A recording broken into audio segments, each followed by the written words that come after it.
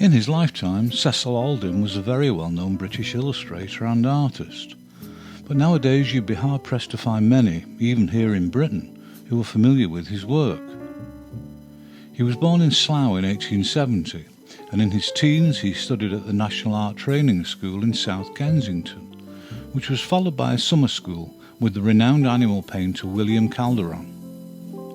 In 1891, at the age of 21, he sold the first of his dog-themed illustrations to the Graphic magazine, and other work soon followed. A year later, he started creating illustrations on a regular basis for the Illustrated London News and others such as The Sketch, and this gave him the confidence and financial stability to rent a studio in Chelsea. In the 1890s, among other commissions, Aldin created a few posters for advertising, but although they were successful, he didn't create more as his career progressed. His success soon had him rubbing shoulders with fellow illustrators Phil May, John Hassell, Dudley Hardy and Tom Brown, and together they founded the London Sketch Club. By now he was earning a very good living, and alongside his commissioned illustration, he was also creating many children's nursery books, which sold well and brought in a regular stream of royalty payments. Combined with sales of his equally successful hunting prints, they provided him with a sizable income throughout his career. It was Aldin's dog stories and pictures, created most often with bold calligraphic lines and flat colour, which were at the heart of his popularity, and he created many titles over the years. He was a natural choice to illustrate the 1910 edition of Charles Dickens' Pickwick Papers, and the evocative pen and watercolour pages he produced rapidly became everyone's enduring visualisation of the story. In the same year, Aldin and his family moved to Henley-on-Thames, where he increasingly immersed himself in the rural lifestyle captured in his prints and drawings. But he continued to publish his children's books, including Field Babies in 1910 and its companion piece Zoo Babies in 1913. And in 1916 his watercolour edition of Anna Sewell's novel Black Beauty was published.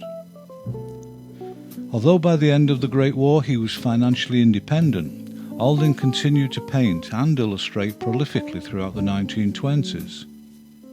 In 1930 he retired to the Spanish island of Majorca, but couldn't resist the occasional commission. In 1932 he illustrated James Douglas's The Bunch book, which unfortunately turned out to be his last commission, as Cecil Aldin suffered a fatal heart attack while sailing back to England in 1935 at the age of 65. I've read conflicting accounts about the location and year of Arthur Johnson's birth, but Cincinnati in 1878 seems to be the likeliest option. He was born into a wealthy family, and in 1889, when his father was appointed US Consul to Hamburg, the family moved to Germany. In his teens, Arthur studied at the Berlin Academy and had some critical success as a landscape artist, although I can find no examples of his paintings anywhere. But soon after, he also began contributing cartoons to the satirical magazine Kladderadatsch in 1906. Johnson's earliest cartoons for the magazine were quite heavy in their execution, but he began creating his drawings with wax crayon directly onto the lithographic stone. This labour-intensive method wasn't uncommon in Europe at the time, and it allowed Johnson to create the widest possible range of line and textured effects. And by using this method, his work became far more expressive, energetic and spontaneous. With very few exceptions, his drawings were reproduced either as duotones or monochromes, and even when there was a more fully coloured image reproduced, this would have been added at printing, just as it would with the duotones. In the final analysis, it was Johnson's incisive line work which defined his style. Although I can't find definitive information, there's nothing to be found by Johnson published elsewhere, so it's pretty much certain his entire working life was with Kladderadatsch. Like quite a few other satirists, Johnson's worldview was exceptionally bleak, and he took obvious delight in exploring the darker side of humanity. Great War of 1914 provided him with plenty of material, and his wartime drawings were heavily propagandist, attacking Britain and her allies while portraying his adopted homeland as the innocent victim of their brutality. In the years after the war, Clodagh-Ach's editorial tone and Johnson's cartoons increasingly took aim at communism and religion, and his anti-Semitic tendencies intensified in the coming years. And by the time Hitler's National Socialist Party had come to power in 1933, Johnson had become a particularly enthusiastic convert to the Führer and his Aryan quest.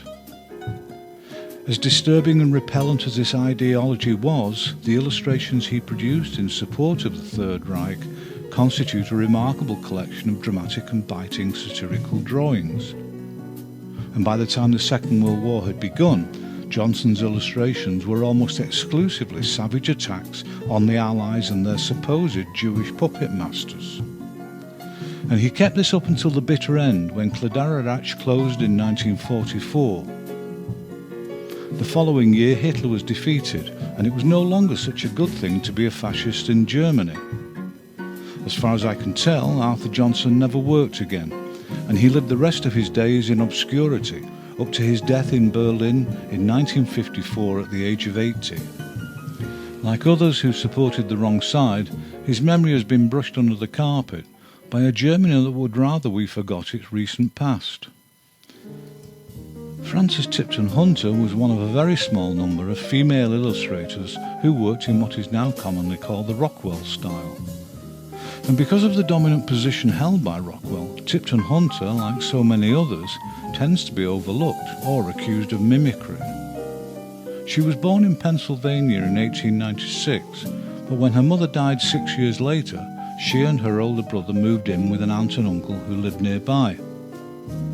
When old enough, she studied illustration at the Philadelphia School of Industrial Art and the Pennsylvania Academy of the Fine Arts. Although she had successfully completed a few commissions while still a student, after graduation she returned to her hometown for 6 years before she moved to New York and finally started work as an illustrator. In the early 1920s, she created a series of paper dolls for the Ladies' Home Journal, which proved immensely popular with the readers and their offspring. And from that point onward, Tipton Hunter's lasting relationship with popular magazines became her primary source of income. Her first Saturday Evening Post cover appeared in 1936, and she went on to contribute 17 more into the early 40s. This high-profile work was instrumental in elevating her status, and she became one of the most successful and popular illustrators of her time.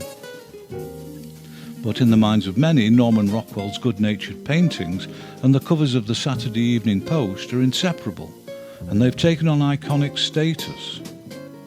But the magazine also used several other illustrators, and Tipton Hunter was one of the more prevalent. Like Rockwell, her themes were about everyday America, with an obvious affection for kids and their pets. And she too had remarkable facility for creating humorous and endearing narratives through posing and facial expression.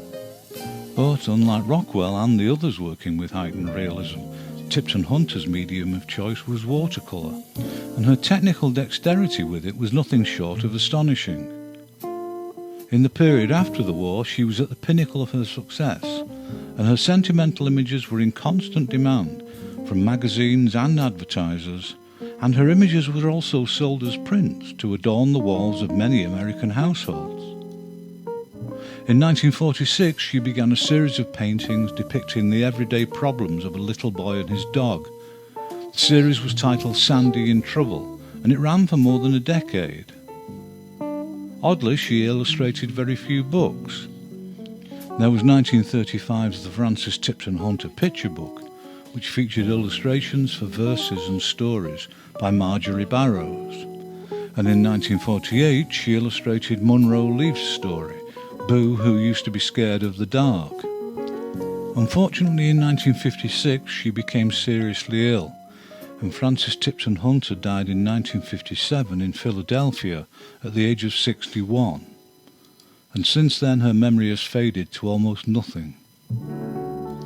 Harry Beckoff is yet another undervalued and poorly remembered illustrator, but I'm glad to say I've managed to collect enough decent quality images and scraps of biography to be able to feature him.